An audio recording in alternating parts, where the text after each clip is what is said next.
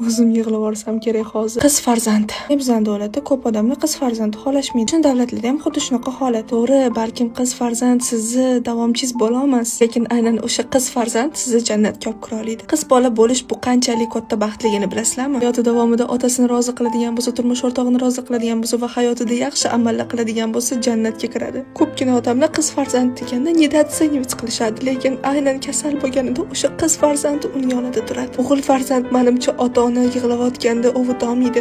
Qiz farzandni bitta bag'riga bosishi butun dunyoni bosib olgandek gap bo'ladi. O'g'il farzandning og'zidan chiqqan narsani muhayyo qilishadi. Xato ish qilib qo'yadigan bo'lsa, mayli o'g'il bolada deyishadi. Qiz farzandchi hayotda qoqiladigan bo'lsa, sen o'zi qiz bolasan deyishadi. Eng qiyini qiz farzandga aytib nimaga? Endi ota-onam orzu-istaklarini amalga oshiraman degan paytda turmushga berib olishadi. Ota-onamni xursand qilaymi, farzandimga qaraymi yoki turmush o'rtog'imga qaraymi yoki uy xizmatlarini qilaymi? Men ishonaman, agar ayol kishiga berilgan sabr erkak kishiga ham berilganda, ikkalar orasida ichkilik, chekish degan narsalar ko'paymagan bo'lardi. Madam, lekin men uchun qiz farzand qadrliroq. Sizlar uchunchi fikrlarni kommentariyada yozib qoldiring. Hammaga rahmat, xayr.